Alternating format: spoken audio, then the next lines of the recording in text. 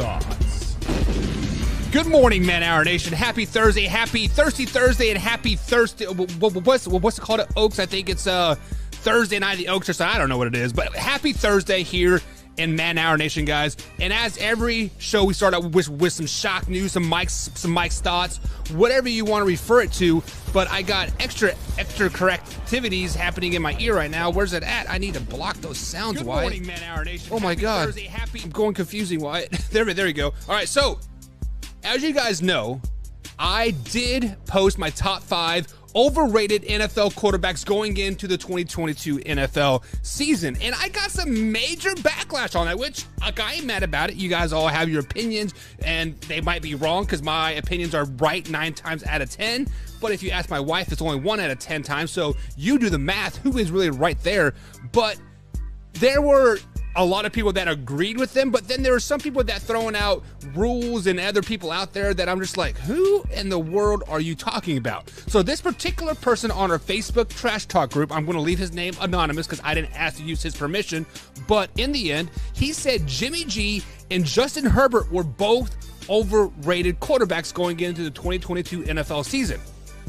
I sat back, I analyzed, I looked at some stats. Justin Herbert, last 2 seasons alone, over 10,000 yards passing, 69 touchdowns to 25 interceptions. He has a QBR rating of 102 in those last 2 seasons. The only quarterback ever or higher than him in the last 2 seasons, the greatest quarterback of all time, and that's Tom freaking Brady, right? And then Jimmy G. Every time he is healthy, every time he plays a full 16-game season, he leads the San Francisco 49ers to an NFC championship game. Hell, I told you guys this, if the San Francisco 49ers would have beat the Kansas City Chiefs back in, 2019, 2018, when they won that Super Bowl, we would be talking about a San Francisco's dynasty now and not a Kansas City Chiefs dynasty back then. Also, if Jimmy G is overrated, why is he getting threatened to get benched every other week? We're going to start Trey Lance if you don't throw 6 touchdowns, yada, yada, yada, right? We all get it. So how can Jimmy G be overrated if he's threatening to get benched by a rookie quarterback, a consistent talking of being traded and are you even going to play this year, yada, yada, yada, and to put Justin Herbert's name in there? I get what you're trying to do. You are trying to use my logic against Joe Burrow on me, saying that I expect Joe Burrow to play at 100% and he's only going to play 80%, like 80%. I get your logic, but come on. You are telling me Jimmy G and Justin Herbert are both overrated? Why? This guy must be drunker than I am on a Tuesday afternoon after drinking some mango margaritas on Taco Tuesday. I do love me some mango margaritas. But Man Hour Nation, it is time to get the ball rolling. Are you ready, Wyatt? Cue the intro. I'm ready. Are you ready for the best damn radio show on the planet? Man Hour Nation, rise up.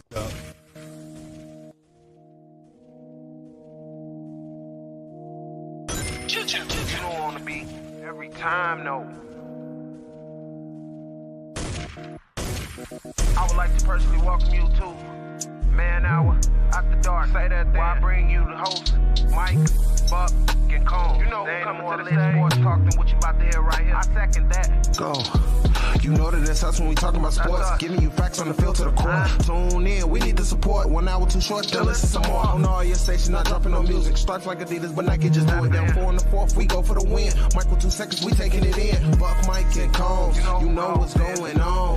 Man, now we're After Dark, no LA, we the big spark. No 4th and inches won't cut you short. Got the best talking, it's all sports. Buzzing more than buzzer beaters. We coming live, all 3 speaks go. And what is up, Man Hour Nation? Michael Buckasha here with the Man Hour. Be sure to head over to manhourradio.com and check out the blog section. My man Mitch Hill dropped another banger of a blog about the Houston Texans. Great work over there from my man Mitch Hill. And guys, we have 5 more blog writers that are hired to cover the Dallas Cowboys, Philadelphia Eagles, New York Giants, who else we got? Carolina Panthers, San Francisco 49ers, guys. So it is going to be popping over there at manhourradio.com. So be sure to check it out. Also, check out the Nana merch that's dropping on Monday. That's right. Nana, Buck's new favorite grandson, even though I'm not related to her whatsoever, I am her new favorite. And taking the space of that number 1 favorite was Wyatt. So how are you doing today, bud? How are you feeling? What's life like in the number 2? It's good. Yeah, no, it's going. What's the number 2? So you are now second greatest in your Nana's list because I am number 1. Yeah, basically because Nana comes to River's t-ball practices and like games, and she calls me every day. He's like, "Hey, honey, do you need me to make me some French toast?" Yada yada. I'm like, Nana, you can come over anytime you want. You can hang out with the boys. Bring your dogs, and my dog and your dogs will play and have grand old times. I mean, Wyatt, I cannot believe you had this crystal ball in your hand, the best Nana in the world, and you dropped it. Come on, man. All you had to do was call her and say, "Hey, I'm back on the man hour," and it didn't happen. I know. It was tough. I definitely should have. So, Wyatt, she did give me permission to give you all the crap in the world, and it is all just and fun. But your Nana loved you to the moon and back many times over. But guys, we do have a great show for you lined up here. We are going to break down the NFC East. We're going to break down all 4 of those teams. We are going to go pick the winner of that. And today is Thursday, so we have Fact or Crap. We have 6 Fact or Crap questions that were submitted online at like on the Twitter machine at @manhour_bucks. They slid into those DMs, or they tagged us and put hashtag fact or crap, and myself and Wyatt will let you guys know if it's fact or crap. So Wyatt, it is this time of day where we try to get Combsy on the phone. He is driving to work with that stupid Bluetooth, and it's all gonna like diesel it up on us. So how did you feel like talking to Combs for the first time in like a while here on the show? It was cool. I was excited to talk to Combs. Obviously, his takes on draft were wrong, not up to par. They were wrong. Just go ahead and say it. They were wrong. So, Combs, how do you feel about that? Do you think you were wrong? No, I definitely wasn't wrong. But that's the Green Bay Packers fan for you, though. That's what they do. They think that they win everything when really all they do is win a few regular season games, and then they choke in the playoffs. That's how it goes. But they do definitely win a lot more games than the Chicago Bears and the Detroit Lions rolled into one. So they do have something go them for. So Combs, good morning to you. Hopefully you are driving safe on the way to work and all that stuff. I have a list of questions that I was going to ask you, but I'm going to go off the cuff right now because that is what we do great here at Man Hour. And I just read an article where the WNBA is going to be honoring Brittany Griner on the basketball court until she is released in captivity. I believe she's in Russia. So if you guys don't know, she was caught with some THC or marijuana from traveling from game to game, and they arrested her. This is the same Brittany Griner that said that we should not play the national anthem before the games because it is not right. It is derogatory, and I don't want to stand up for the national anthem and like all this other stuff. And now we're honoring her on a basketball court. Combs, I know you are a very political man. You served in the America's military. You were a part of the hoorahs. Like, how do you feel about the WNBA honoring a person that could two shits about America? Let's just be flat honest. She could give two shits about it. Well, look, this one is, for me, is tough, right? Because, like, with the Colin Kaepernick stuff, I was always on the side of Colin Kaepernick is no longer playing in the NFL because he was a terrible quarterback. Right. And not because of his political stance. And I was always on the side of we fight for everybody's rights. And one of those rights is the First Amendment, which is freedom of speech, which is you have a right to speak your mind, say what you need to say, and protest how you want to protest. And Brittany Griner, for whatever reason, felt like the national anthem was disrespectful, blah, blah, blah, blah, blah. Do I share her sentiments? No. Is it her right to do and say whatever she wants to say? Certainly. You know, I'm all about people's rights. I do find it kind of ironic that she felt that the national anthem was derogatory and she really doesn't like America, but now she wants America to save her. Yep. I do find that a little bit. She wants Trump to save her. Odd. Yeah. So I don't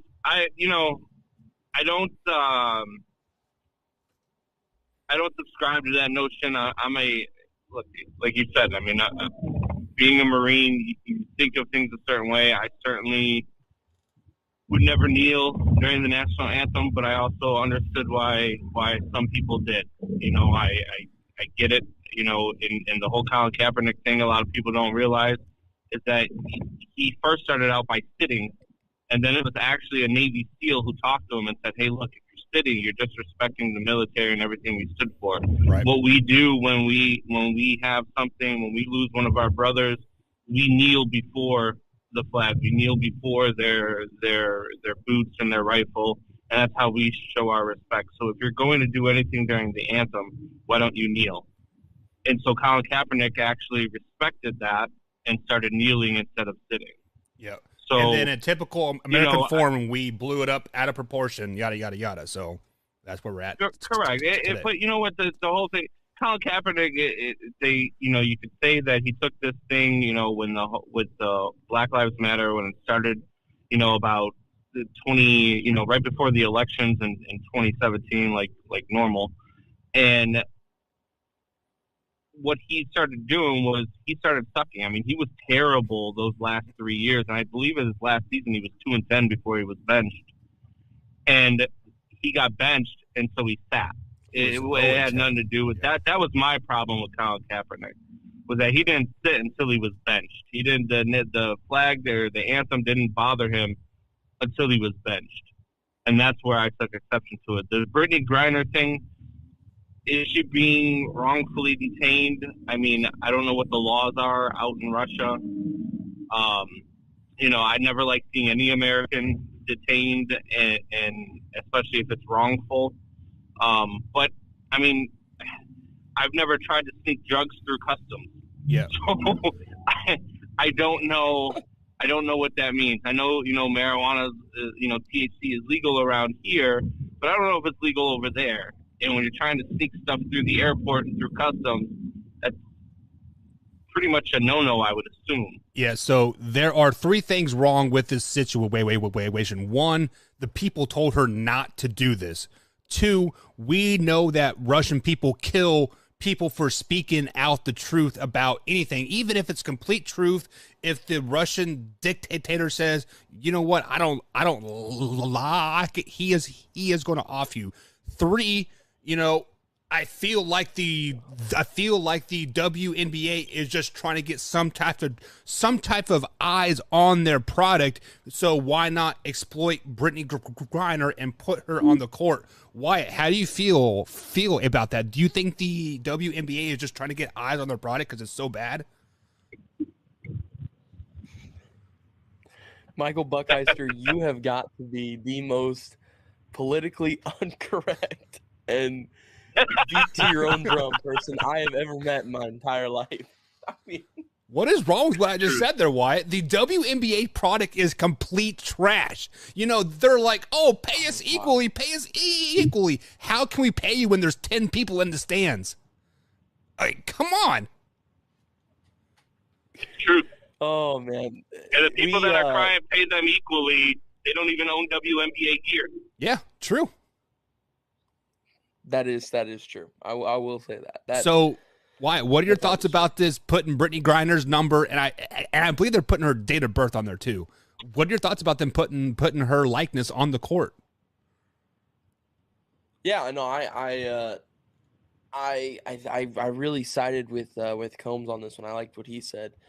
As Americans, whether if we agree with it or not, we all have the right to free speech, and whether if we agree with her political stances that she's taken in the past or anything like that, she's still an American that is caught up in a Russian prison that experiences God knows what every single day, something I hope I never experience. Probably a lot of punani. She's been locked away in a Russian prison for like what 6 months now. No, it's been since the war in Ukraine started. So what's that? Like right around March, right, Combs? I think is when it started, like March, first week of March or something like that. Yeah, it's about 3 months now. Yeah. Okay, yeah. So, but still, much longer in a Russian prison than you ever want to spend in your entire life in a Russian prison. She broke the law. She broke the law. I definitely she did break the law. She did break the law.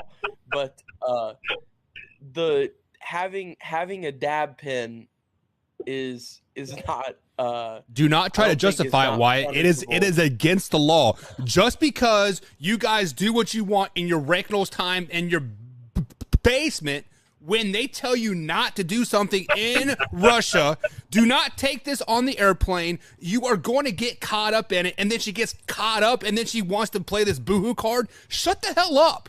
Like, suffer your consequences. You knew shit was coming down the pipe and you still did it. That is like me telling my son, get your ass off the table or I'm going to beat your butt. And then he looks at me like, ha, ha, ha, and does a booty dance, stinky butt, and teabags like my wife. Like, I'm going to spank his butt, even though I think it's freaking hilarious. I'm still going to spank his butt because I told him not to do it, right?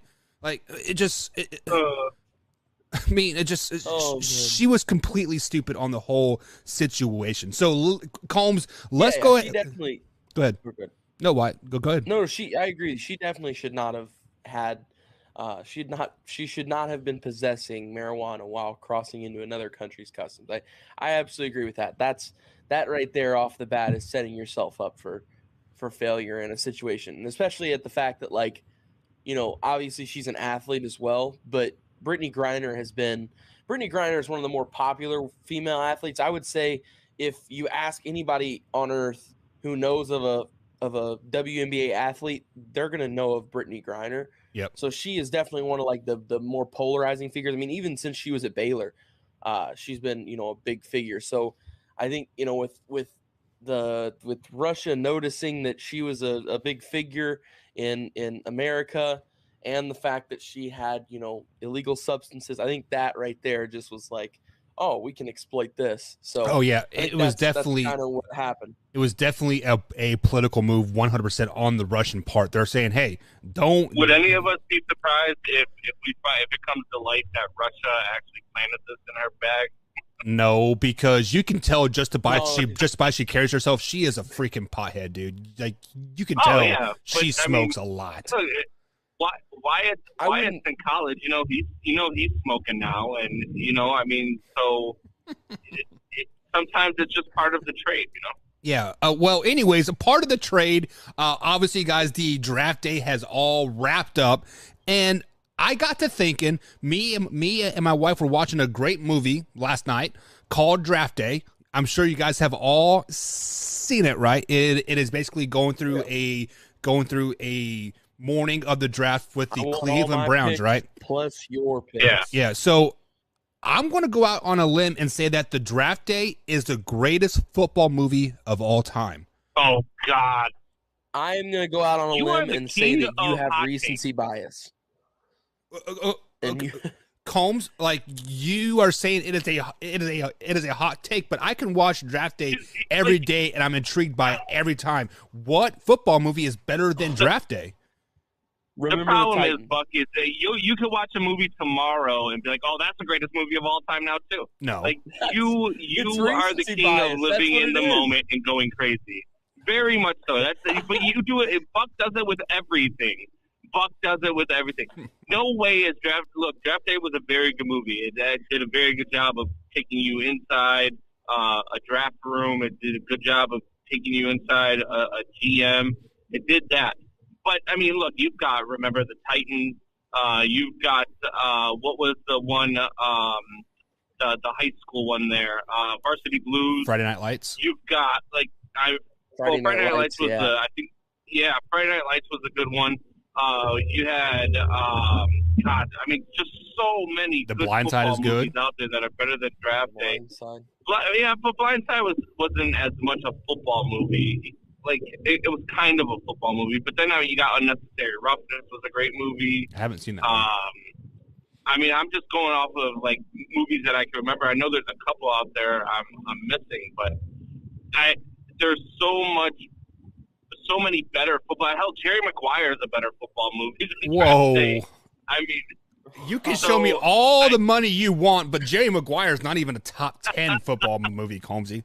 oh, you're crazy. No. You're crazy. Jerry Maguire was a great football movie. So put the money where the mouth is, Combs. What is the greatest football movie of all time then? It's got to be Remember the Titans. I think Varsity Blues is a close second, but Remember the Titans is the best football movie of all time. Wyatt, you are about half of Combs' age. Actually, may even three-fourths of like Combs' age because he's old as balls. What is your favorite movie of all time? Favorite football movie of like all time? I agree 100%. I think my favorite football movie of all time, and this is like one of my favorite sports movies ever, is Remember the Titans. It's just like Denzel's character is just so incredible, mixed in with just the story and like the lessons you learn in it, and like everything going with it. There's so much you can take in from that movie. There's so much that we can learn, not just about football, but about society and all that with the movie. So it's a great movie. I think it's probably top 3 favorite movies in general for me. That movie's awesome. As for Draft Day, I would go as far to say that Draft Day is probably a top 5 football movie. I would say that. I will give you that. Draft Day is a really good movie. I don't think it's one though. I think if I had to say it, it would be 1 is Remember the Titans, 2 is Friday Night Lights for me. If you've ever seen Have you ever seen Varsity Blues? Are you old enough to see Varsity Blues? Yes. I am not It actually old enough to came have out the seen it year when it he was came out, born. but did it really? No, I think it came out before you were born, like 99, 98 maybe. Yeah, it came out in the 90s. Oh, I think it was before that, like 95. Oh, yeah. Then it is older than me. But yes, I have seen Varsity Blues. I have not seen it in a while, but I have seen it, and it is a great movie. And Do you I would close say your it eyes is during the also whipped cream a top bikini? 5. Wyatt doesn't last to the whipped cream bikini part because his pants are already wet at that given time. You want to know another top 5 movie though? Yeah, go ahead. You want another top 5 movie that we didn't name? That's football movie. Mm-hmm. The Longest Yard. Which one? When Adam Sandler is one. Adam Sandler. Yes. Okay. Yes. I mean, I do like the Adam Sandler one better than the Burt Reynolds ones myself. Me too. So Burt Reynolds one is good, but it's just like Adam Sandler's is way better. I've never understood that argument. So you have to understand when that Longest Yard was made.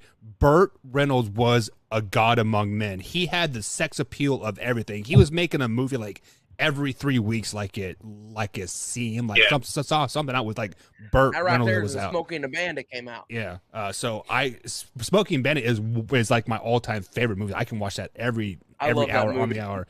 So Trent Mason, my man, what's up, Trent? He says Any Given Sunday is a top movie. There's another good one. He said he's just joking, but Any Given Sunday, that is exactly how a NFL locker room is. I bet, like a player gets a big ego, and then a team shits the bed like the very next week. It is probably because like all of the off the field stuff.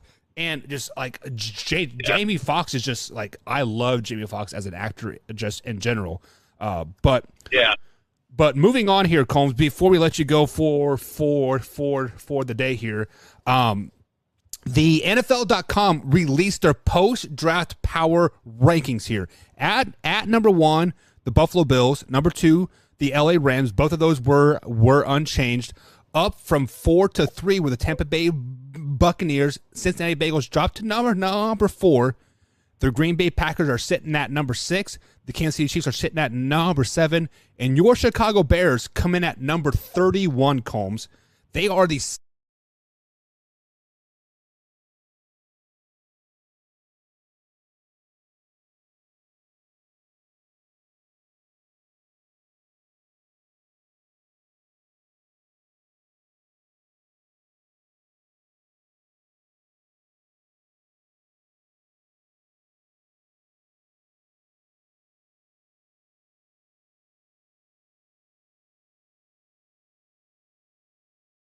So, do I like what they're doing? Polls, yes. Do I like the hire of Matt Eberflus. I'm not sure yet. So there are a couple of guys who I wanted to see before that. I don't even really know much about Matt Eberflus. I'm hopeful. I'm hopeful that he's the right guy. I'm hopeful that they got it right this time. I'm not, I'll wait and see because I'm a fan, but unlike Wyatt, I'm a realistic fan. So I just want to see what they have first. So Combs, pre-show, like when I told Wyatt that the Bears came in at number 31, his jaw literally landed on the floor. I had to go grab my fishing pole and reel it up to like, get it back in, to get it back intact. He was legitimately shocked that the Bears were that bad. The only team that was ranked below the Chicago Bears were the Houston Texans, and rightfully so. So Wyatt, if you were to put the Chicago Bears in some type of power ranking form, besides 31, where would you have them? Is it top 20? Is it top 15? Is it a top 5 team? Where would you have the Chicago Bears? Well, first off, I don't mean to bring this back at all, but I was just thinking about it, and we forgot a legendary football movie, which is Rudy. And second, I don't like Rudy. Back to the point here, what we were talking about. Yeah, I was just more like shocked because I'm a huge believer in Justin Fields. This is something that I've been saying since he was in college, through last year's draft process. And the fact that they were at 31 was, I guess, more surprising. I really didn't expect them to be that low in people's eyes. I mean, they're obviously the Chicago Bears, so I figured that it wasn't going to be too high. But I would say I was genuinely surprised that they weren't, because I mean they're a bad team, but they're not like they still are going to win. They're a bad games, good team, right? They're the best of the bad teams. Yeah, like the Bears this year are going to win. Like they're going to be in a lot of games, but they're going to lose a lot of games. But they're going to win like 3 games, and Justin Fields. Or, I mean, 3 of those 6 wins are going to be like Justin Fields taking over in the end and, showing flashes of greatness for the future. So I would have them at the absolute minimum. I think they have to at least be top 25. Yeah, I mean, it's like, yeah, that's what I was Bears thinking. Have always got too, a great 24. defense too. So yeah, you said 24 for me is the right spot. Yeah. Yeah, I don't know about top 20, but yeah, top 25 and 24. 24 is a good spot. I like that. Yeah, so you guys are putting them above like 7 to 8 teams, and I just mean the Philadelphia Eagles. I just think 7 to 8 teams are better than what? If you take the bottom 8 teams of the 8 divisions in football, I think all of those teams are probably worse than the Bears. Really? So that's coming from a Packers fan. They're of the 3 tier of the divisions. So they're not going to be better than the 1 and 2 seeds in each division, and they're not better than pretty much any of the other 3 seeds for the divisions, but they're better than at least all the 4 seeds, I think. I don't see them better than any team in the AFC besides the Jacksonville Jaguars. And I guess the Houston. You're out of your mind. Yeah. They're not better than the Jets? No, They're not better than the Jets or the Texans? So we are going to talk about the Jets draft, like later on next week. But I think the Jets. They had a 0.0 quarterback rating. They had a 0.0 quarterback. They would have literally been better to turn around and spike the ball, and they would have had a better QBR every single play that they were going to throw to the receiver being covered by Sauce Gardner. So they've got that guy. So they've got their next Revis Island, and they've got the head coach. Robert Saleh is a heck of a head coach. I really, really like. He's so much better than Adam Gase, at least.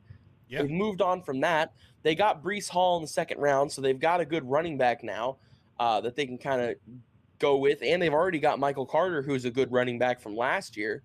So their running back room is getting better. Their wide receiver room is improving. They got Corey Davis, and this year Garrett Wilson. When they drafted Garrett Wilson, that's a huge, huge pickup for them.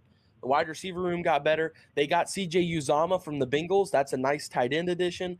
Their offensive line is starting to shape up more. Their defense is really starting to shape up more too. So I don't know. I think the Jets. They're a 4-win team. I think this is to prove it. I don't doubt that, but I think this is a prove it year for Zach Wilson. If Zach Wilson doesn't, at least, kind of like last year with Justin Fields, where Justin Fields wasn't great by any means, and the Bears weren't great either, but Justin Fields still had those plays where he showed flashes. Like, okay, This guy is still a guy. Like we can still clearly see that the talent is there. It's just he plays for a dysfunctional organization, and it takes some time for him to get adjusted to the league. So if he has a season this year coming up, if Zach Wilson does, like Justin Fields last year, I don't necessarily doubt that this team could be a threat in their division and be a playoff team maybe. It's all going to be up to Zach Wilson and how he plays, though. It's all up to him. Very, very true, because he is the leader of the ship there. But Combs, like I do know you got to get off to work here, and you have a busy day of front of you. Tell the people what you're doing tomorrow, Combsy. I don't know. What am I doing tomorrow? It's May 6th. Chicago Cubs, Kansas City Royals, maybe? No, Cubs and White Sox, is it? Yeah. No, Cubs and White Sox. Yeah. Cubs and White Sox. But this week I'll be at Wrigley covering the Cubs versus Dodgers for Belly Up Sports. I've been working in the works with them, becoming the Chicago sports beat writer, and so yeah, I'll be out at Wrigley. I'll be interviewing some players. I'll be trying to get them to come on the Man Hour. I'll be telling them that Wyatt is a big fan, and I'll tell them that if they could send him a glove, because I keep forgetting to. And yeah, so yeah, I'll be at Wrigley all weekend. Combs is being modest, Wyatt. Combs is taking the mound for the Chicago Cubs against the Chicago White Sox. He's going to strike out Tim Anderson not once, not twice, but 3 times in 7 innings, and he is going to get that victory at 2-0 over the White Sox. I can't do much worse than their current pitching staff. True. Combs, have a great day. Enjoy yourself tomorrow. I'll definitely look forward to reading that article.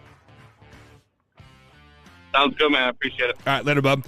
All right, guys, that takes us up to our first break here. On the other side of the break, Mr. Wyatt Williams, we have the infamous fact or crap. Guys, if you ever want to give us a fact or crap statement, hit me up on the old Twitter machine at manhour_buck. Give me hashtag fact or crap and tag me, or slide into the DMs as well. And Wyatt and myself will get up here every Thursday morning and let you guys know if the statement is fact or if it's crap. Guys, we'll be right back here on the Man Hour. Stay tuned. Yeah. Once I'm home from work and relaxing, I watch Man Hour while doing dishes. In bed, hiding from your wife and kids. What do you do when your husband and kid are obsessed with the Man Hour?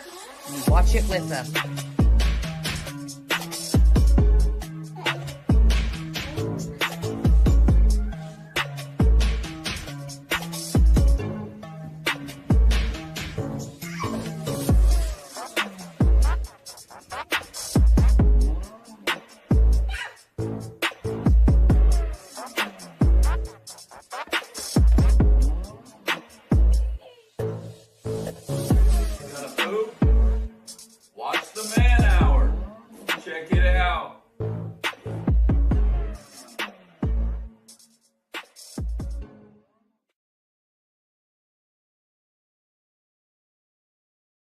Have you ever wanted to go to Vegas to see the NFL draft? Well, now you can. Simply head over to youtube.com/manhour, click on that join button, become a $5.99 member or higher, and you get free entry. Simple as that. So head over to youtube.com/manhour and hit that join button. You won't regret it.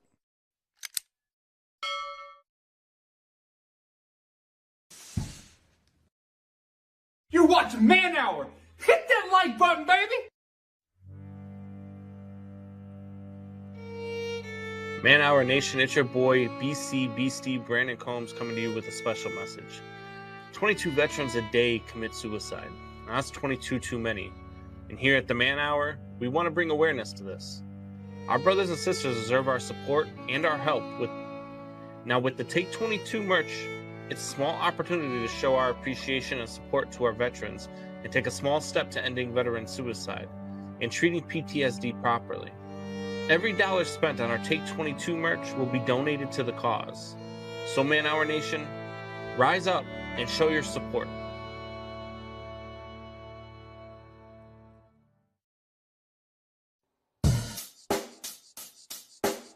Check the mic and make sure it sound right, boys. And welcome back to the Man Hour, guys. Michael Buckheit's on with the Wyatt Williams tonight. You can find us both on Twitter at manhour_Buck, and you can find Wyatt at _Wyatt Williams on the old Twitter machine, guys. Give us a follow, like some of our content, because guys, we were consistently posting stuff over there. Also, if you guys have missed any part of the show whatsoever, or you simply want to say what BC said about Brittany Griner, or if you want to know what the best football movie is of like all time, simply head over to youtube.com/Man Hour, guys, and we upload the clips every 3 hours over there. That's 8 a.m., 11 a.m., 2 p.m., 5 p.m., 8 p.m., 11 p.m., and 2 a.m., all East Coast time. So, guys, I am working around the clock getting you guys great content out there. And we're putting stuff on Instagram and Facebook. So pretty much anywhere you guys social media is active besides TikTok, because TikTok, I haven't figured out how to, shake my booty quite enough on TikTok to gain that following. So maybe Wyatt can give us a little jiggle on the old TikTok. Yeah, I don't know. But yeah, I mean, pretty much if you don't have T and A on TikTok, like they cut you off, and it's absolutely ridiculous. So Wyatt, 7:40 East Coast time right here on the East Coast. It is Thursday, and we have a segment called Fact or Crap that we do every week at this time. So basically what you guys do is you hit us up on the... What's that? Thirsty Thursday, but it's also Thurby. Thurby, that's what they call it. Like an hour ago, I was trying to think of the words. I'm like, what is those words? Thurby, that's what it is. Thurby. I already said yeah, Thurby. Wednesday is like Wednesday to the Wire, something like that. Yeah. Thursday is Thurby, Friday is Oaks, and Saturday is the Derby, and then like this whole week is called like the America's Day at the races or something. Yeah, I watched the Steamboat races last night. Oh, they had that last night. It was a very steamy situation as it come down neck to neck of who could puff up the most smoke, and the guy with the most smoke won the Steamboat race. So it was pretty cool. Did you catch that? Puns there, Wyatt. Did you catch it with your glove that I you have? I'm more than less.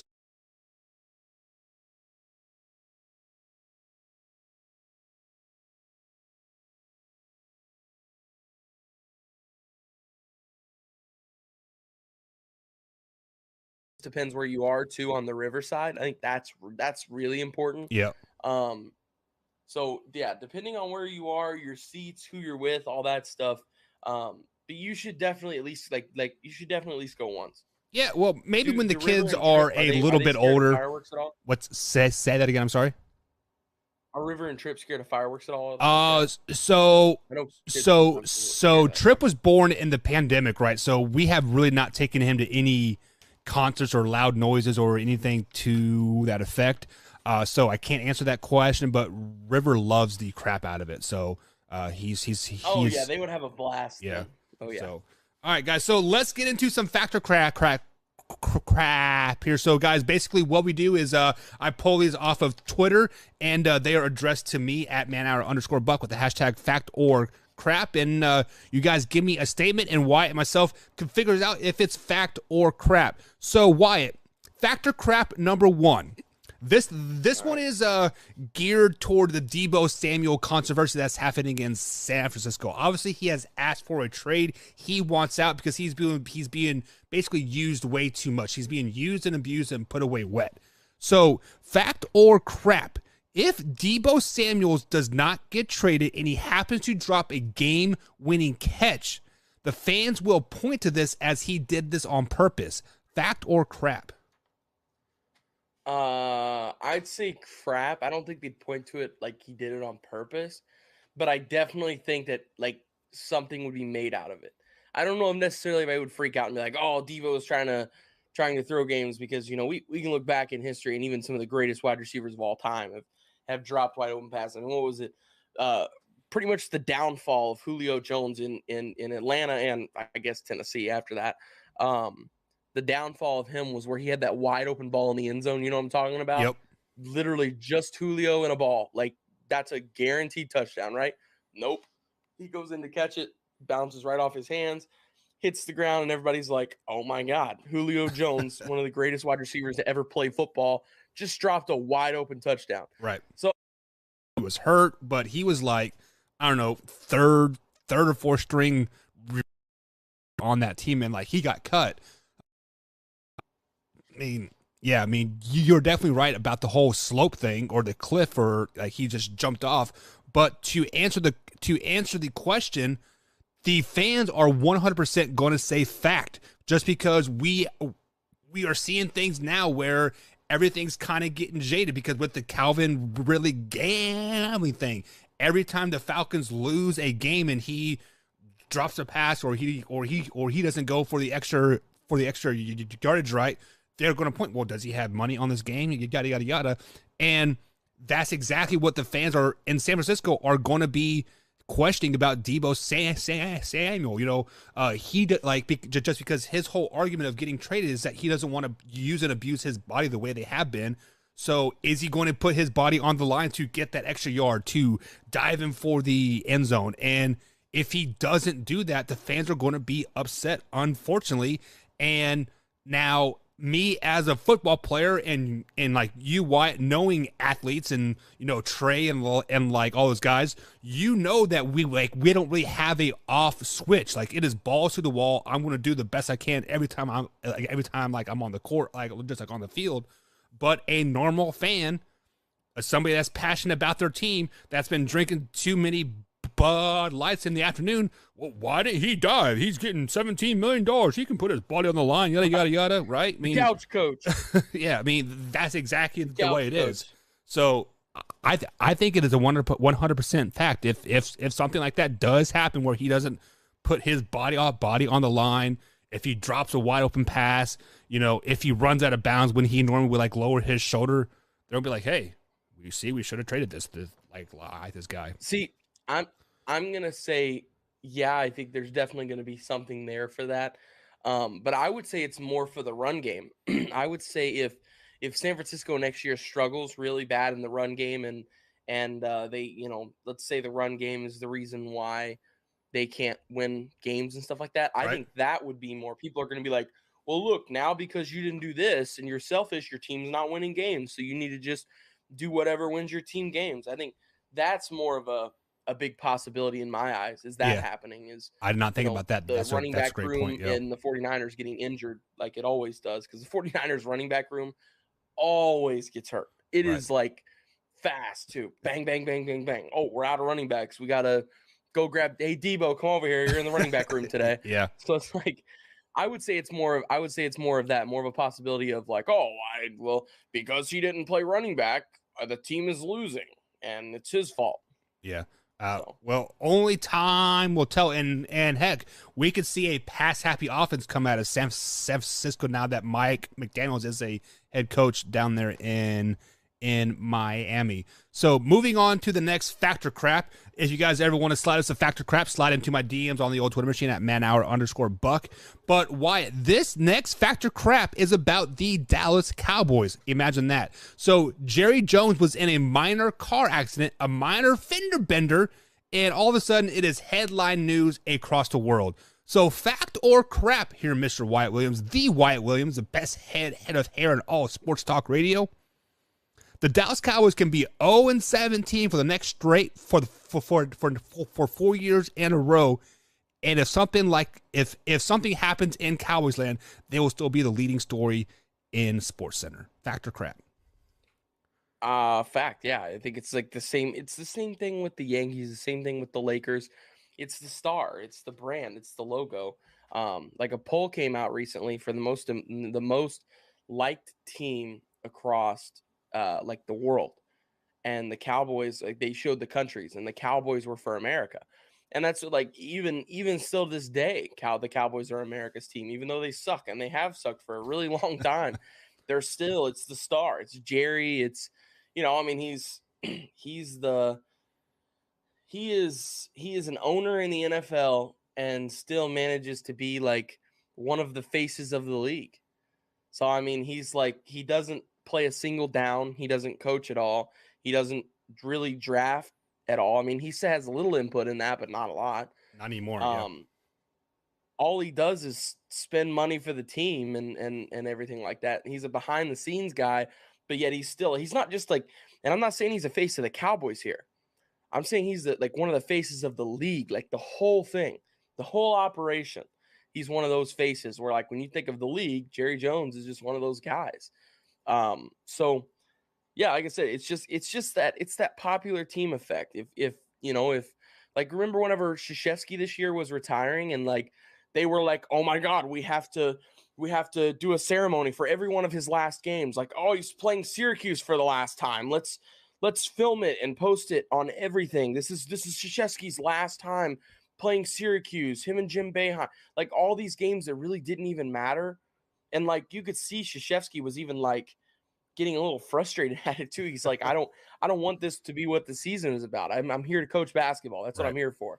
So, it's just that it's more or less the brand, and how he has really taken that and flourished with that brand. And it's Jerry's world. It's the star. It's everything. It's, he is the Cowboys. Yeah. And just to add to your point there, Jerry Jones is a self-made man. Like we all know that song. Started from the bottom, now we're here, right? He started in the oil fields, and then he bought the oil field, and then he sold the oil field, and then he bought the Cowboys, right? I mean, he is America's story on America's team. So, and he is so gratefully polarized in this Dallas Cowboy realm that the people that hate the Dallas Cowboys talk more about how much they hate the Dallas Cowboys than they talk about their own team. Like, I'm in several trash talk groups, NFC East trash talk group that we have on Facebook that's powered by Man Hour, and people are more worried about posting memes about how bad the Cowboys suck, and then they don't want to talk about their own teams. And that just shows you like how popular, how polarizing they are. So, I mean, it is 100% fact that the Cowboys cannot win a game for the next 10 years, and something stupid happens like Jerry Jones gets in a fender bender. It's going to be headline breaking news because everybody wants to talk about the Cowboys. You can never keep them out of your mouth enough, unfortunately. And so we do have Nana pop in the chat. Good morning, Nana. She says morning, y'all. So Wyatt, say hello to your Nana, even though you are second favorite now. I'm not getting like updated comments. Because we're not live on StreamYard. We go live through OBS, and that's where I go in comments. Yeah, so. Okay, I can't see any comments. Yeah. This is the only comment I've got. Live viewer comments show up on StreamYard. This is an example, yeah. Yeah, nope. So, yeah, so if you go to youtube.com, you'll be able to see the comments and whatnot, Wyatt. But next up on the old factor crap here, we all know that Malik Willis was drafted by the by the Tennessee Titans, and Ryan Tannehill come out and basically said that I am not a mentor for him. If he wants somebody to help him out, reach out to such and such, right? So later in the day, Ryan Tannehill comes out and says that he was in a very dark place when he said those things. He has since been to therapy. That was literally like 2 days ago. So apparently he got help within a day and changed his life around in a 24-hour period.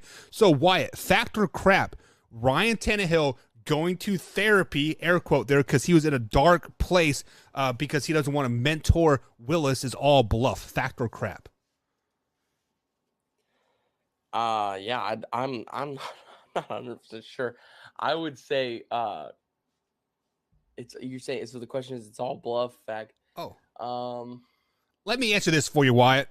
I am a straight shooter, and I don't care what people think about me or what they have to say.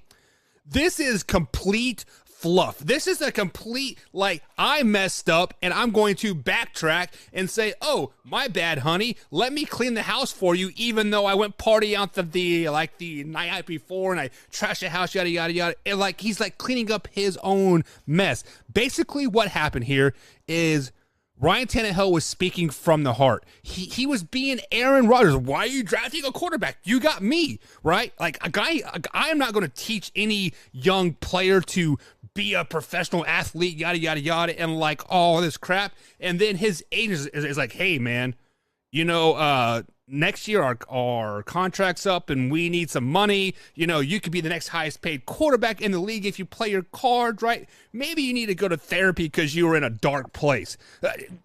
Why? This is 100% fluff. This is 100% playing the long game, playing chess for next year when that next contract is up. Because Ryan Tannehill was playing checkers when he made those comments about Malik. And unfortunately, his agent's playing chess, so that's why he went to therapy, because he was in a dark place, Wyatt. This is complete fluff. Any thoughts on that? Yeah, no, I guess I don't really know. I kind of thought the comments from the beginning were stupid on him. I just thought that what he said was just dumb. I was like really. It was so like Brett Favre, Aaron Rodgers-esque. That's exactly what it reminded me of. Yeah. Except for Brett Favre was good enough to back it up. Ryan Tannehill's not that good. Like Ryan Tannehill's good, but he's not like, oh, I'm good enough to tell you what I'm gonna. He's not that guy. You know what I mean? Like he's not. There's just a certain level of respect you have to, for you to be able to do whatever you want, whenever you want in the league, and for you to be able to just kind of I don't know, not boss around your franchise, but tell them, I don't know that, you're not going to mentor the incoming guy. Yeah. For you to do things like that, I feel like you have to be at least a, legendary. How about this? You have to lead your team to a Super Bowl. That would help. Right? There you go. I mean, but like, let's just be flat out honest.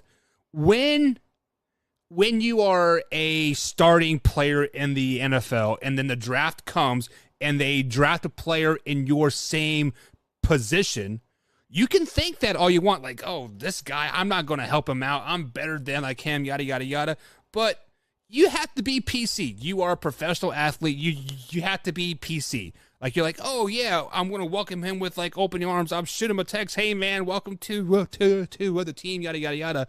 But deep down, you want to whip his butt every day at practice. Hell, he is not going to take my bag. Like this bag's mine. This is my team. I was here for him, but you got to say the right thing in the end. So, unfortunately, Ryan Tannehill got caught up, and his hot wife, smoking hot, should probably keep that man in check a little bit. So, why on the next fact or crap here? This is geared out to the Cincinnati Bengals. So obviously the Cincinnati Bengals went from a complete dog trash team to Super Bowl runners-up. So fact or crap, Wyatt, the Cincinnati Bengals have to make it to at least the second round of the playoffs this year to be deemed not a fluke.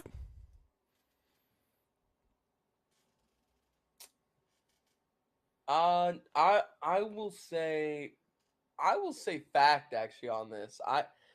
This is a tough one because a lot of people have really kind of, gone after the narrative of the Bengals are, a Super Bowl caliber team. And last year they, obviously they proved that because they went to the Super Bowl.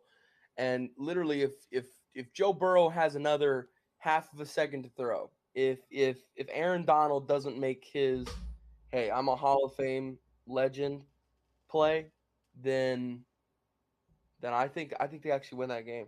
I really do. So obviously in their locker room, they just went to the Super Bowl, so they're expecting to go back. So anything less in their eyes is going to be a failure. So yeah, I would say the same. Anything less than a Super Bowl is a failure for a team that just went to the Super Bowl. But at the same time, to be deemed not a fluke, you have to at least see the divisional round. I think. Yeah. If you lose in the wild card round, I mean, yeah, you made the playoffs, but it's just like losing in the wild card round is pretty much like you didn't really make the playoffs. Like coaches still get fired all the time after losing in the wild card round. Like you're not gonna have guaranteed job security if you lose in the wild card round every year. That's just not. It's not gonna happen. If you lose in the NFC divisional round every year, and every couple of years go to the championship rounds or maybe even the Super Bowl, You know, if you do that, I think your job security is fine. But if you lose in the wild card round every year or something like that, you would definitely, your job would be, you know, up for grabs. So for them to fall anything short of the divisional round, yeah, I would say would be disappointing. So it's kind of funny that you say that, because Marvin Lewis literally made a career for the Cincinnati Bengals by making it just to the wild card round and losing every time you make it to the wild card. But that's why he's not in the league anymore. But he also coached for like 12 years though too, by just making it to the wild card round. But nonetheless, here he did. I mean, it's gonna last, but yeah. So eventually they're gonna get tired of it. So the Cincinnati Bengals, guys, let's not forget that they were just 10-7 in the regular season. So it is not like they had like a barn burner season, right? They're 13-3 or 13-4, right? And they were just winning like all these games. They were 10-7. They actually had to like win, I think, they had to win the final game of the season to make it to the playoffs, like what it ultimately came down to, if my mind serves me correctly. So, but also on the flip side of that coin, the Bengals had a 4th place schedule. So their schedule was fairly easy on paper, right? This year they'll have a 1st place schedule, which is going to be a lot harder. So to be deemed, quote, not a fluke, that they got to make it past the second round, why I'm going to have to say that is fact as well. Like I think they have to make a deep playoff run, meaning make it to the second round or third round. They have to win at least one game in the playoffs for them to like really build on that success, to have that longevity success like we've seen in the Patriots and now the Kansas City Chiefs and, you know, the Tampa Bay Buccaneers possibly, right? Many people could have deemed them a fluke as well, from Super Bowl champs to not even, you know, doing well in the playoffs like the following season. Yes, they definitely have to make it past that. They have to win at least one game to be deemed a fluke, not in 2021. So Wyatt, do you want one more factor crap, or should we go to break?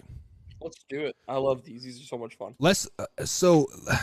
This next factor crap, we will save the international football games for next week, just because, you know, we'll be breaking down the schedules and like whatnot. But this factor crap is going to come out from Chiefs Kingdom, right? So I did a show. I did a solo show a couple weeks ago about how Tyrann Mathieu was saying, oh, if Kansas City would just offered me a contract, I would. So you had to kind of imagine, especially with the fact that he had switched teams so much, you had to kind of imagine that at some point it was all going to come full circle and he was going to head back home to New Orleans. So I wasn't really surprised, especially since New Orleans just lost, why am I forgetting his name? Marcus Williams, and their safety to the Ravens. Gosh, the Ravens really got him, and then they just drafted Kyle Hamilton. Their secondary, they got Marcus Peters too. I just realized that. But anyways, Tyrann Mathieu, I'm staying focused here. So yeah, I think this is a great sign by the Saints. I think this was a huge signing by them. Actually, they're really getting to the point now to where like they're a quarterback, and we'll see about the coach.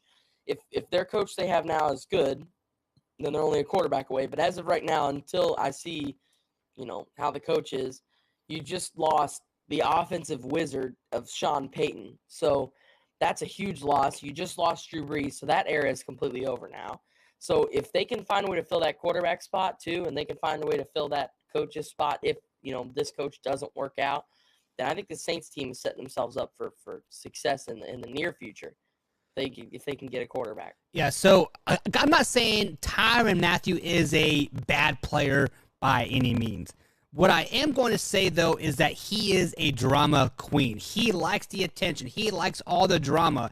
And the simple fact of, like, what you just said, Wyatt, this is his 4th team in the NFL. He was drafted by the Houston Texans, went to the Arizona Cardinals, went to the Chiefs, and now he is with the New Orleans Saints. So when we sit back and we think about that, like, he was literally begging the Chiefs to take him back. But this is the same guy that trolled the Kansas City Chiefs for weeks on end, saying that we have the most toxic fan base and we don't deserve the win and all this other crap and yada, yada, yada. And then you expect us to sign you? Like, Tyrann Mathieu, you are a complete ridiculous drama queen. So I'm going to say crap that no team wanted him because obviously there was a market out there for him. He visited the Steelers. He visited, I think, the Raiders as well and the Saints, and he was in talks with the 49ers as well. So there were teams out there that were willing to get him, but just the whole drama aspect of it really just irritated the piss out of me. Like, I'm not even going to front. As a Chiefs fan, I was legitimately upset, and I am really, really glad that the New Orleans Saints got the Kansas City Chiefs sloppy seconds. They got Sorensen and Honey Badger, both from Kansas City's secondary, and this is the worst secondary in all of football the last 2 seasons. I kind of knew in March whenever the Chiefs signed Justin Reed. Yeah. I kind of knew then at that point that the Honey Badger was going to be on the market. So that was kind of the end. You could tell. I thought he could possibly make a comeback because we did get rid of Sorensen, right? I was like, well, there's still an opening for him, right? And then we didn't sign him pre-draft, and then we drafted a safety in the draft and a cornerback as well. I'm like, well, this guy's gone. So it was good and gone, like at that point. But we're up against our next break here. On the other side of the break, guys, we are going to talk the NFC East. That is the Dallas Cowboys, the New York Giants, Philadelphia Eagles, and the Washington Commanders. Wyatt is going to give us our draft grade for each of those teams, and then we're going to pick the division winner. So, guys, sit back, relax, enjoy. We'll be right back after this little break. What's going on, Belly Up sports fans? Thanks for tuning in to the Belly Up Sports Podcast Network. We have some really exciting news for several Belly Up Podcast Network shows. The Sports Stove Podcast, the Rough Cut Sportscast, and Here in Puckburg have all been nominated for a Sports Podcast Award. So, head on over to sportspodcastawards.com and make sure to vote for the Sports Stove Podcast for Best College Sports Podcast and Best News and Current Affairs Podcast. Vote for the Rough Cut Sportscast for Best American Football Podcast, and vote for Here in Puckburg for Best Winter Sports Podcast. Again, that website is sportspodcastawards.com. Thanks for being the best part of Belly Up Sports. We are what they are. I've got an itch I can't scratch, I'm missing a piece that completes a whole part of me, an open wound scar to see. Everybody come here, gather round, welcome to the freak show, the best in town. What the hell's wrong with me? I don't get along with anybody, honestly. I've been living in my own head constantly, thoughts jumbled around, think I need a new lobotomy. Wait, all these thoughts are too negative. I don't wanna get lost in the sedative. Gotta show them what I got, I'm competitive. You know I'm about to go off, I won't let them win, I'll take a stab. I wanna chase a bag, I wanna weigh, I can change all the things I lack. I gotta face the facts, I got a taste in that. Got me obsessed with the rest, I got an itch to scratch. Right now, I'll give up everything.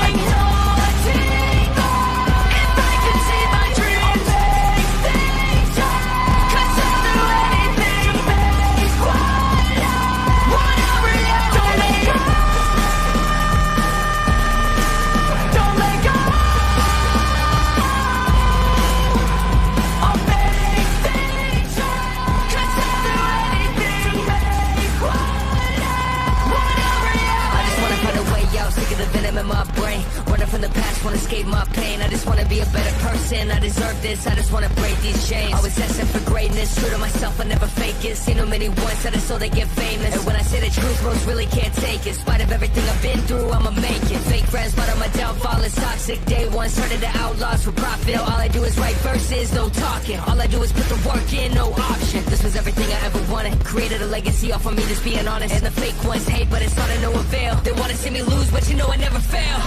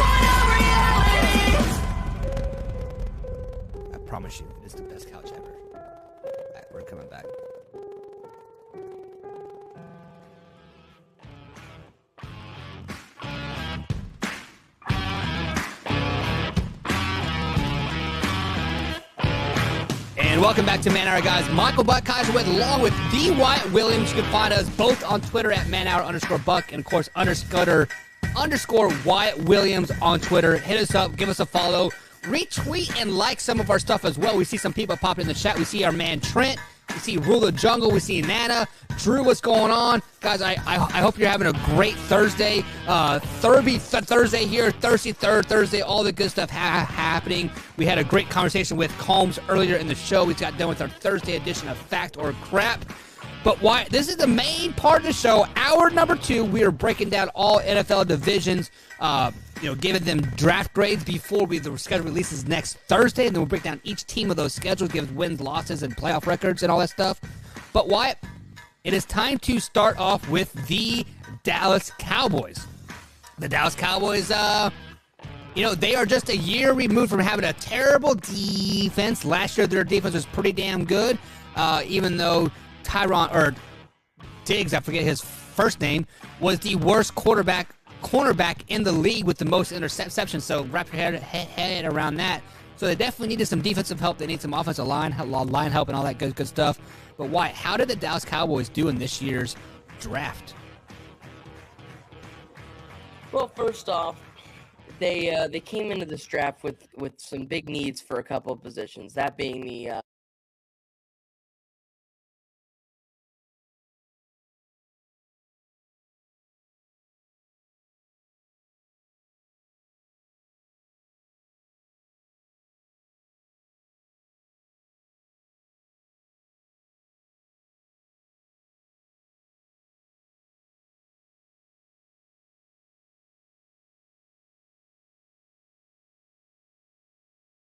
This is the Cowboys. This is the Cowboys offensive line. They know what they're doing. They've historically, that's been the one thing that the Cowboys have always been able to nail. Like, always been able to just hit the nail right on the head. Bang. So while, like I said, while it is not probably what I would have gone with at that pick, I still trust them on that. Now, as we look down the list, they had a bunch of 5th-round picks. They had a 6th rounder, and they had one 4th rounder as well. So starting with the 4th rounder, Jake Ferguson, tight end out of Wisconsin. They got him pick 129. Jake Ferguson is a great all-around tight end. He can do pretty much everything for you. But the problem with that is they've already got Dalton Schultz. And they've already got who's the one behind him? Blake Jarwin. They've already got Jarwin behind him, and then another tight end behind that. So they didn't really need to build on the tight end depth. I thought really they needed to build on the wide receiver depth. They needed pass catchers, but not the tight end pass catchers. They needed wide receivers, which they did get Tolbert above that in the 3rd round. But with the departure of Amari, Tolbert's not going to be able to fill those shoes. CeeDee Lamb is going to have to fill those shoes. Then Michael Gallup is going to have to stay healthy and fill his shoes, and down the list. So Tolbert is going to have to fill Michael Gallup's shoes, and then after that, you had somebody else needs to be thrown in that rotation right there. So they needed another wide receiver, and there were plenty of guys in the 4th round they could have snagged there. But I will say, all around, Jake Ferguson is a good tight end. He is a good addition for this team, but just same thing with that 1st-round pick. It's a good addition, but it's not the it's not the 100% correct addition. I just wasn't a huge fan of it. As for the 5th round, I thought the 5th round overall was pretty solid. They went with some more offensive tackle depth there. Once again, losing La'el Collins to the Bengals, that's a really big one. So them adding Wallace, I cannot say his name. I have not been able to say his name forever. Matt Wallatzko, offensive tackle out of North Dakota State, out of North Dakota. He was a good addition for some offensive line depth, as well as they got Deron Bland, cornerback out of Fresno State, Damone Clark, linebacker out of LSU, and John Ridgway, defensive tackle out of Arkansas. So really, other than the one offensive tackle, went really defensive heavy here in the later rounds. So I think that defense was definitely something they needed to add depth to and something they needed to improve on. So I do like that. That they went with that. As for the 6th round pick, they had Devin Harper, linebacker out of Oklahoma State. This is a pretty solid pick for a 6th rounder. Excuse me. Devin Harper, 193. I thought he was more of a 4th, maybe 3rd round guy, a day 2 guy. But he did fall to day 3. So then being able to pick up Devin Harper, I really thought was a good addition for them. But, and also when you look up at the second rounder, I forgot to mention him, Sam Williams, edge out of Mississippi. Again, another nice addition to this defense.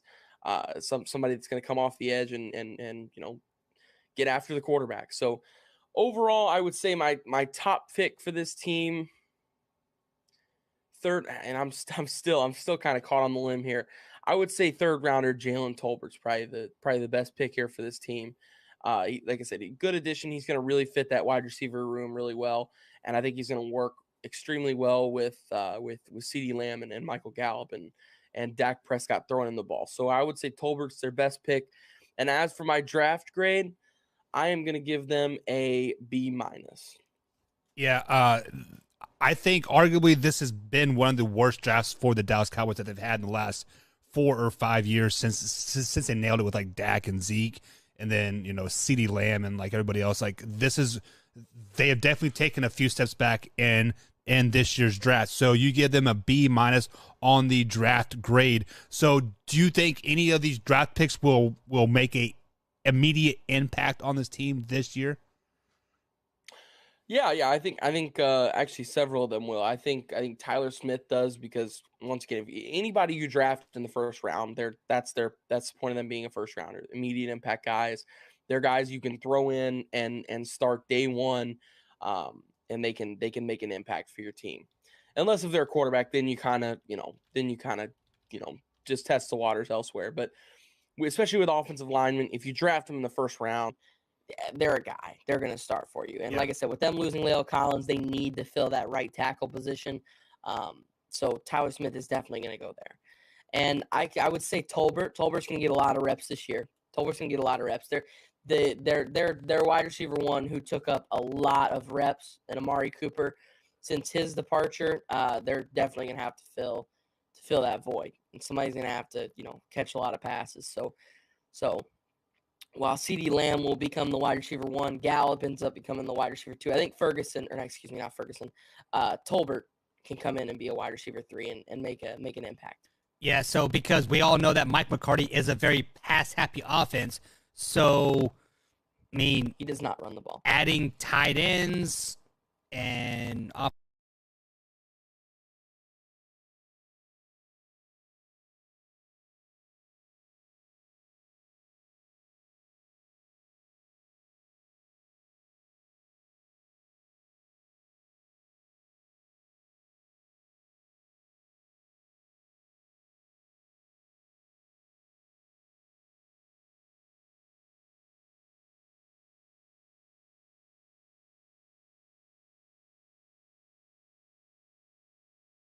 draft day and even the day before draft day had expressed multiple times, hey, we're willing to trade down from 6. We do not like that 6th pick, and we want to move back. Now, while they did end up taking somebody at that 6th overall pick, that's because both of the 2 incredible offensive tackles in this draft fell to them, and they got to pick of their choosings for either one.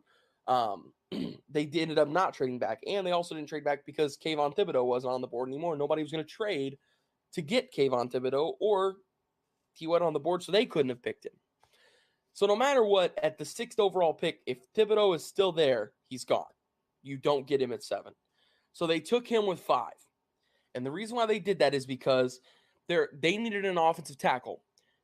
Ickey and Evan Neal are, in my eyes, 6-1, half dozen the other. I think they're both going to go on to have legendary NFL careers. I think they're both going to go on to have incredible success, in both of their respected teams and on both of their respected careers. I think they're both going to do great things. You cannot go wrong with either one. So what they did is they took Thibodeau with 5. At 6, the Panthers are obviously, since both tackles fell to them, they're going to take a tackle. But with them taking Thibodeau at 5, that guarantees that they get one of the tackles because they had the 7th overall pick. So unless if they choose to trade down, no matter what, either Evan Neal or Ike Ekwonu was going to fall to them. So this was a huge draft play by the New York Giants. They got their defensive end, and if you have watched tape on Kayvon Thibodeau, you can see it. He is a wrecking ball. He just simply destroys offensive linemen, throws them to the ground and then grabs quarterbacks and just violates them. I mean, it just throws them to the ground even harder than they just, stuffed an offensive lineman to the ground. So I really think with the first round for the Giants, I give them an A+ for it for the first round. I think they did a incredible job with their first round. They got both of their guys that really they were not supposed to get. They've got arguably what could be the two best prospects in this draft. And now obviously now Aiden Hutchinson could be better. I'm just saying Thibodeau and Evan Neal in 10 years, we could look back and say, these were the two best guys in this draft. There's really a shot that these could be the two best guys, and they got them at 5 and 7. And they got both of them. They got both of the guys they wanted and needed for their team. So like I said, first round, I got an A+ for them. After that, when you look at the second round, Wan'Dale Robinson, wide receiver out of Kentucky. Short speedster, a lot like Rondale Moore out in Arizona. I think Wan'Dale Robinson is a elusive playmaker. He makes explosive plays. Huge addition for them in the second round. And Wan'Dale kind of flew under the radar too for the wide receivers. On day 2, whenever, the days had started, some of the names being thrown around were Watson. Some of the names being thrown around were, Sky Moore. Some of the names being thrown around were George Pickens. You didn't really hear of Wan'Dale Robinson. And I was fairly surprised with that. I thought he was a really good wide receiver who had a great college career at Kentucky. And I was very impressed with their second round pick as well with Wan'Dale Robinson. After that, though, is where we get a little shaky until we get to the 5th round. So with round 3, both picks are okay. Izudu, they got some offensive line depth out of North Carolina, so that's a good addition. I did like that. But then with Cordell Flott, I just didn't feel like, I wasn't a big fan of Flott coming into the draft. And while, it wasn't a higher than 3rd round pick to get him, still, like I said, I wasn't a big fan of his game coming into this. So now on to the 4th round, Daniel Bellinger, tight end out of San Diego State. A guy who can actually come in and block and catch passes for you. He's got really good blocking upside. And then at the 114 spot, just 2 picks later, they've got Dean Belton, safety out of Iowa, so added some more to the defense. Now when we get to the 5th round is where it goes up again. Micah McFadden out of Indiana. This could be the steal of the draft. Micah McFadden was a great linebacker who had an awesome career at Indiana, and I was fairly surprised that he had fell to this point. I was surprised. I thought he was for sure a day 2 guy. I didn't think he was a day 3 guy, but he made it to day 3, and the Giants were able to capitalize on it, and they got themselves a good linebacker who could start next year, maybe even this year. It depends on how OTAs and the rest of the offseason goes. So with that being said, 5th round pick looked really good there. They had 2 more in DJ Davidson and Marcus McKeithen. Once again, just adding more to the offensive line. And I like that they went with 2 Carolina guards because the chemistry is already there. They've already built that. Those guys can work together. You already know somebody inside of the building now.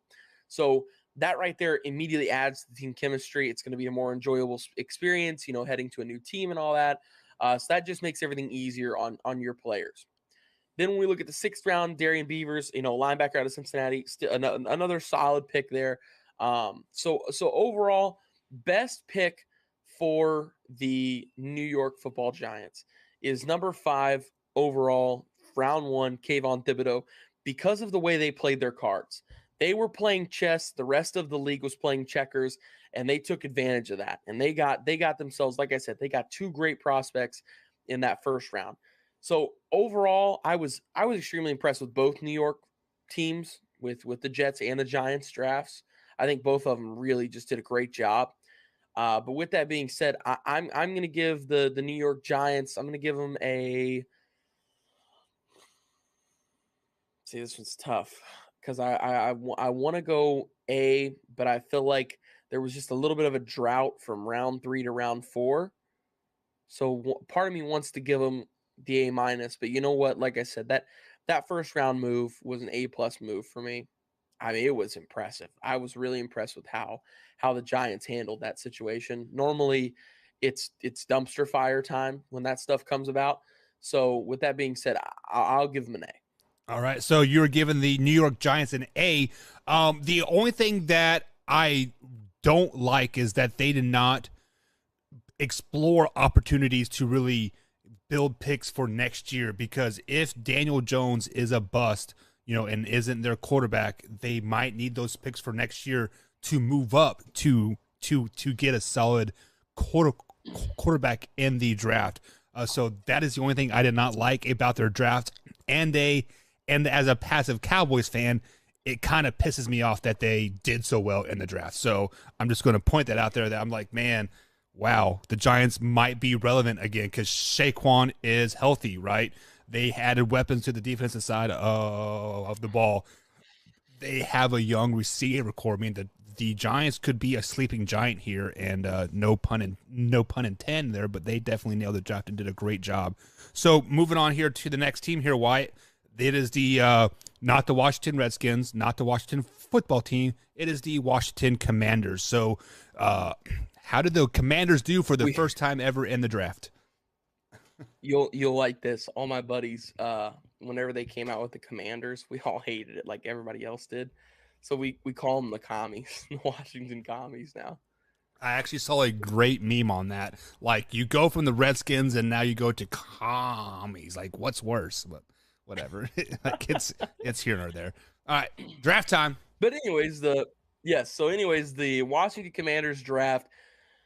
Breaking it down from the top here, round 1, number 16, Jahan Dotson, wide receiver out of Penn State, a super, super fast big play guy who is going to be incredibly nice pairing up with Terry McLaurin. Scary Terry is one of the most underrated quarterbacks. Oh, my gosh. One of the most underrated wide receivers in the league. Throw in Jahan Dotson, and, I think this offense could really flourish with 2 explosive wide receivers. Next, in round 2, Mathis Stevens, tackle out of Alabama. I mean, really, you can't go wrong getting an Alabama defender ever. Like, it's just, it works. It always works. So Mathis was a nice selection there in the second round. Round 3 was really where I got impressed with them as well, with Brian Robinson, running back out of Alabama. And this is a team that's always valued their running backs. So for them to just add to an already what I think is a stacked running back room with Gibson and also J.D. McKissick catching passes out of the backfield, throwing Brian Robinson in the mix now, you really add like a power back. You've got everything you need now. You've got Antonio Gibson, who's an elusive back and, can juke you out and run around you. You've also got J.D. McKissick, who's a receiving back, catches passes out of the backfield, can run the ball a little bit here and there. Now you've got your lower the shoulder, go through you guy and Brian Robinson out of Alabama. So I like that they added to the running back room here with that 3rd round pick. And they got a really influential guy too. This running back class was really not that great other than Brian Robinson, Breece Hall, Kenneth Walker. Other than that, it really wasn't that solid of a running back crew. There was really just 3, 4, maybe 5 running backs that could possibly make a difference in the league for this class. So with that being said, for them to be able to snag what I believe is the 3rd best running back in this class in the 3rd round, thought it was a really good pick by them. I really did. After that, Percy Butler, safety. Once again, just adding some of that defensive back depth, something we saw a lot really in this draft for all teams. So adding Percy Butler there to throw in behind Landon Collins.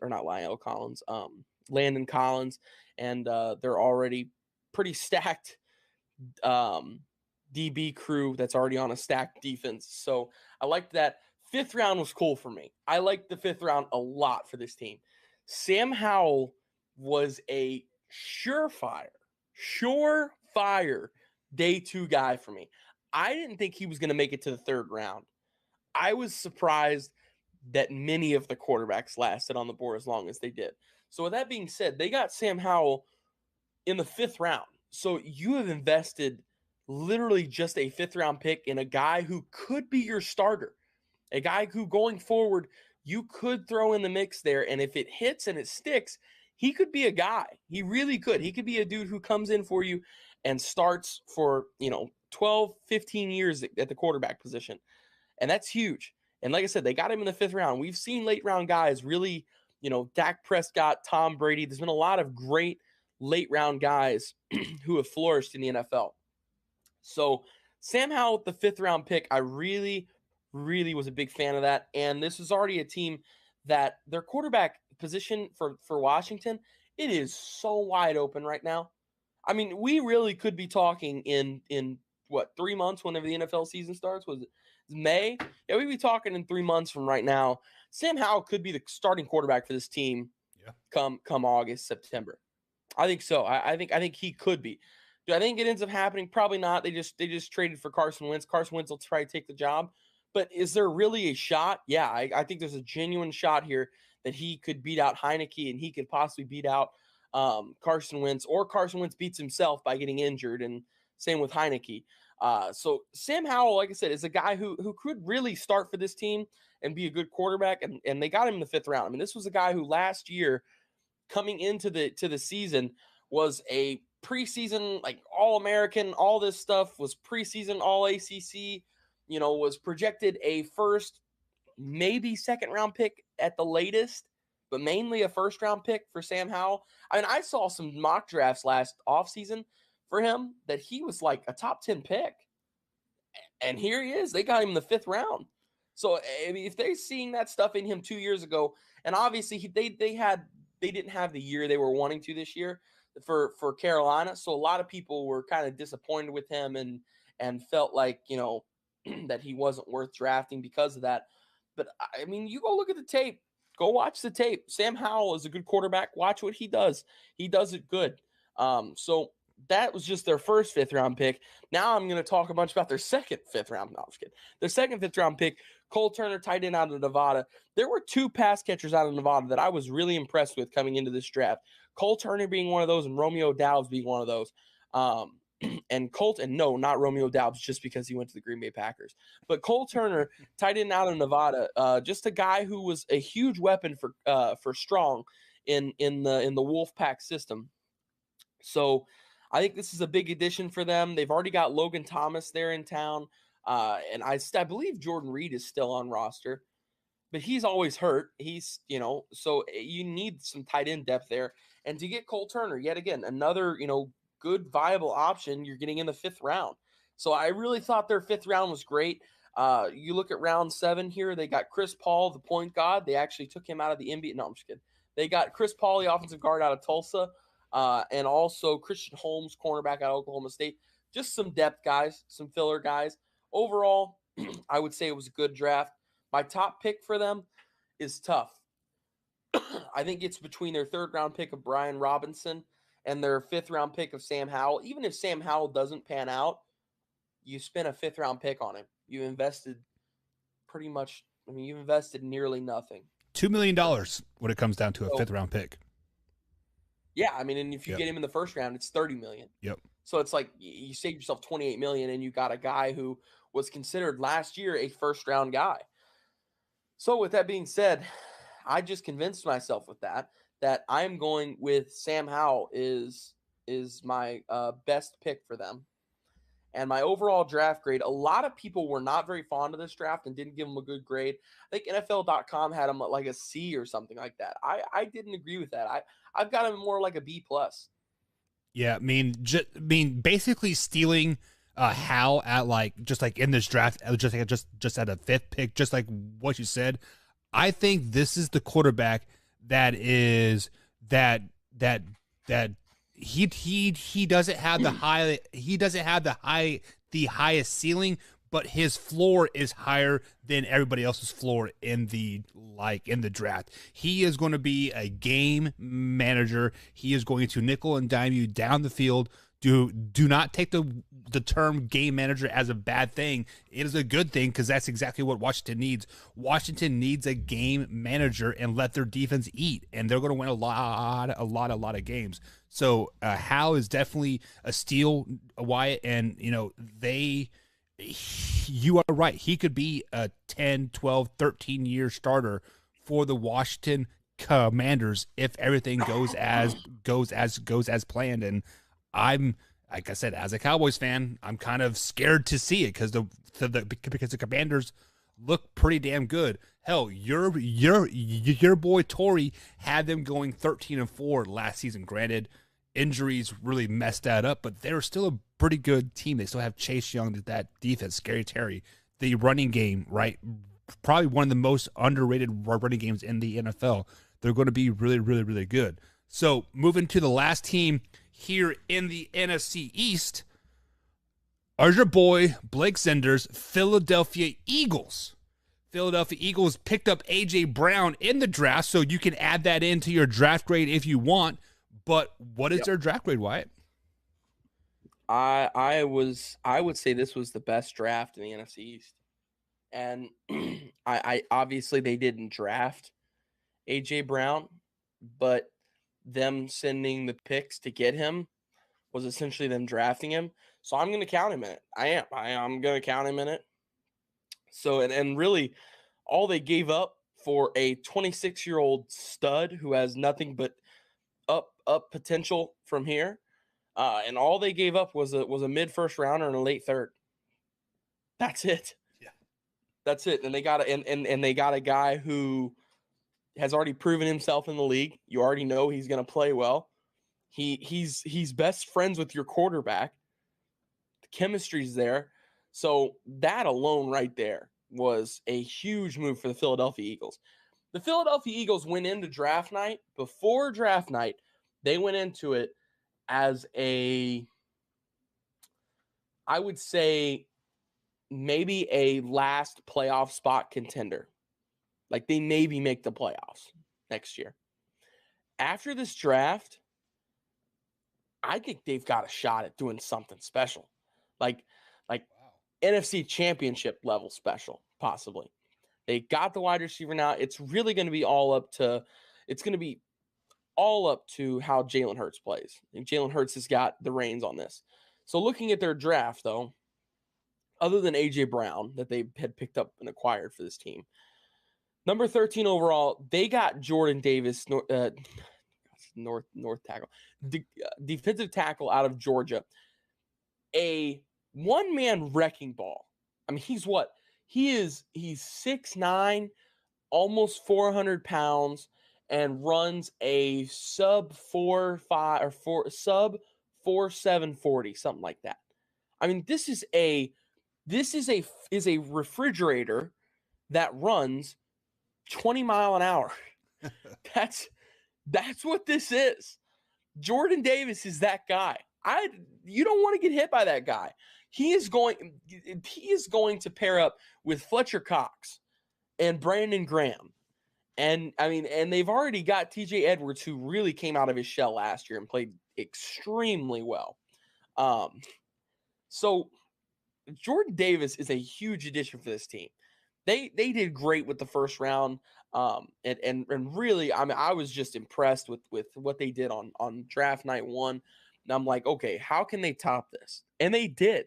Day 2, they get Cam Jurgens, who was a possible first round guy, and they got him in the second round, not even at the beginning of the second round. They got him at pick 51. That is late first round. That's their pick. They were, what were they? They were 20 something. I don't know what it was, but that's a late second round pick. That's not in the 30s. That's not in the 40s. That's in the 50s. Like that's a almost end of second round pick. And they got a day 1 guy, in my opinion. I really liked Cam Jurgens, and I thought he could have gone with Taylor Linderbaum in that first round. So right off the bat, already hitting out of the park again for day 2. So let's look at the next pick for day 2. Oh, that's right. It's first round linebacker Nakobe Dean. They got 3 first round guys: Jordan Davis, Cam Jurgens, and Nakobe Dean in the first, second, and third round. Bang, bang, bang. Huge explosions. It was incredible. Now, Nakobe Dean fell so far. A lot of people after the draft were like, why did Malik Willis and Nakobe Dean fall so far? Well, Malik Willis, it came out that all 32 scouts had consensusly agreed that just he wasn't their guy. So that right off the bat made him fall. Now, Nakobe Dean fell for a different reason. Nakobe Dean is extremely talented, should have went in the first round, but he didn't. The reason why is he had some kind of a pectoral tear, and I'm not sure what the details on that are, but he had some kind of a pectoral tear, and he was refusing to get surgery. So a lot of people are like, oh, I'm not drafting a guy like that, that's, already we're, having issues from him on keeping his body healthy. And while I agree with that, you can't spend a first-round pick on a guy who won't just go, fix his body if he's going to play a contact sport like football. But you know what you can do? You can take a first-round guy who's injury-prone in the third round. You can definitely do that. That's okay. And Nakobe Dean is going to be huge for this defense. He is another guy who can come off the edge. You can put him in coverage. He can cover running backs. He can cover tight ends. He can, like I say, he can blitz off the edge. He can be a run stopper. I mean, he can pass rush. Nakobe Dean, like I said, is a first-round guy. I mean, he is a first. He could be. We could look back in 5 or so years and say Nakobe Dean is the best linebacker in this draft. That is a real chance possibility. Nakobe Dean has the skill set for that, and they got him in the 3rd round, and that is huge. And then the 6th round picks of Kyron Johnson and Grant. I cannot say his last name. Calcaterra. They got a linebacker, once again, just adding to that defensive depth, and then a tight end in Grant Calcaterra to add to the tight end room because they lost Zach Ertz last year, so they needed to add something there, even though they've already got Dallas Goedert. So with that being said, Philly had one of the most impressive draft. I don't want to say drafts because then I can't really throw A.J. Brown into it. They had one of the most impressive draft processes. We'll just say that. From Thursday until Saturday, they had impressed me every single day. Every single day I thought, oh, how can they improve this? And they did. Every single day they did something better than maybe not something better, but they did something as incredible as they did the day before. So with that being said, I can't give the Philadelphia Eagles anything less than an A, and I think that they possibly deserve an A+, but I wasn't huge to jump on the 2 6th round picks. So for that reason, I won't give them the A+, but I will for certain give them the closest thing to an A+ and an A. Let's say if an A+ is a 9.7 draft grade, they got a 9.6. Like it was right there on that, riding that line. So yeah, I was really impressed by this draft, and I'll say my best pick for them. God, that's tough because all 3, Jordan Davis, Cam Jurgens, and Nakobe Dean, all have real potential to be the best pick in this draft. But with that being said, I have been taking too many first-round guys, so I'm immediately going to eliminate Jordan Davis, even though I think he could be a staple of Philadelphia sports for years to come. Cam Jurgens was a great addition, a first-round guy in my opinion. But Nakobe Dean being a surefire first-round linebacker that fell to the 3rd round and they still were able to snag him, I'll take 3rd rounder Nakobe Dean as the best pick for the Philadelphia Eagles, and I will give them an A on their draft grading. And like I said, if a 9.7 is an A+, I give them a 9.6. I mean, they are as close as they can get to an A+ without being on that line. Yeah, and they acquired the wide receiver help they needed to. Right. So the title segment of today's show is the NFC East is back to the least with a question mark there, and we've seen this division make the playoffs with a losing record, right? We've seen these teams just not be very good, and you basically had 3 teams that pretty much did a pretty damn good job in this draft. But with that being said, who do you think wins the NFC East this season? Before draft night, I would have told you the Dallas Cowboys. But after draft night, seeing everything that Philadelphia did, it would be blasphemy. It would be blasphemous, football blasphemous, for me to sit here and tell you that the Philadelphia Eagles aren't the favorite right now in the NFC East. I just think that's a wrong. If you say the Philadelphia Eagles are not the favorite in the NFC East right now, that is a wrong statement. So I'm going to jump on the Philadelphia Eagles bandwagon here and say that this was a great draft. They've had a pretty decent offseason already. They added the wide receiver help they needed in A.J. Brown. He's already got the team chemistry going. They did really good with their draft. They got, like I said, they took 3 first-rounders between the 1st, 2nd, and 3rd round. So they hit it out of the ballpark with their draft. Their free agency was pretty good. We'll see how they put the pieces together. It is now at this point, it is the Philadelphia Eagles division to lose. Yeah, and just to add to your point there, they also acquired another first-round pick in A.J. Brown. So, I mean, it's definitely a win-win-win for them.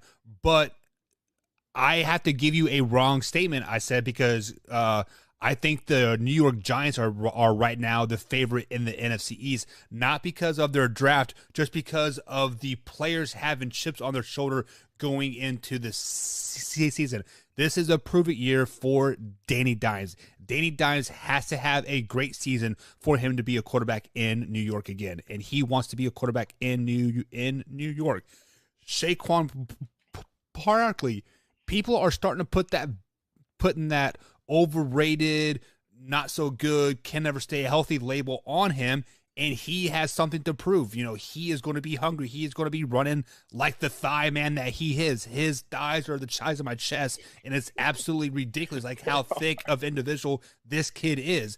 And just the whole Giants organization is screaming to be good again. You know what? The last time they were really a dominant force in the NFL was when not Bill Parcells, but who was the coach of the New York Giants when they went to the Super Bowl? Who? Tom Coughlin. No, I'm talking before that. I'm talking like the 90s when they had LT and those boys, right? They were a dominant team.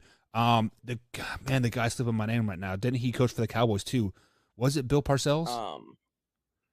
It was Bill. I'm pretty sure it was Bill. Bill Parcells. It was Bill Parcells. Bill Parcells is here. Bill Parcells coached from 83 to 90. Yeah, so like they were a dominant team through those years. Yes, they won a couple Super Bowls with like Eli, but they snuck into the playoffs. They were a dominant team more recent than that. Yeah, Tom Coughlin was he a coach when Eli was there? Yeah, Tom Coughlin was the head coach whenever Eli was there. You got to think they had Strahan too. Justin Tuck was different. Jason Pierre-Paul on that defense. I'm not saying they weren't good, but like they weren't that dominant team, right? And am I saying they're going to be a dominant team this year? No, but I could see 11, 12 wins from this team because of the type of schedule that they play. It's a little bit easier on paper, but yeah, I like the Giants, as that pays me to say coming out of my mouth. It just makes me sick because as a Cowboys fan, you got to do what you got to do. But taking the hominess out of it and bada bing, bada boom, we get what we got. So Wyatt, that's going to be it for tonight's or for today's show, guys. I will be off tomorrow, but Wyatt is taking the reins tomorrow. Wyatt, you want to give the people a little bit of preview of what's going to happen tomorrow when you saddle up the horses and ride into town? All I'm going to say is it's going to be incredible. You're going to want to watch. That's all. I'm not spoiling anything. I'm going to have some very awesome guests on the show. I'm going to try and get a D1 athlete on the show. There you go. No guarantees yet because I only have till tomorrow to do it. But I'm going to shoot my shot, and we're going to try. But with that being said, tomorrow's going to be an incredible episode. You are going to want to tune in. Yeah, go. So guys, tune in tomorrow, youtube.com/manhour, 7 a.m. East Coast time. The man, the Wyatt Williams himself, taking the reins, leading the show. I will have to work, and then I'm going to French Lick for the day.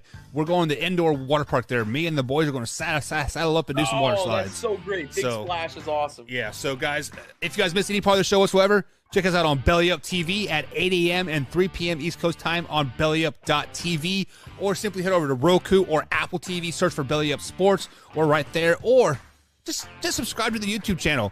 The clips are there, the podcasts are there, everything's good there. Wyatt, any last thoughts before we head out? Man Hour Nation.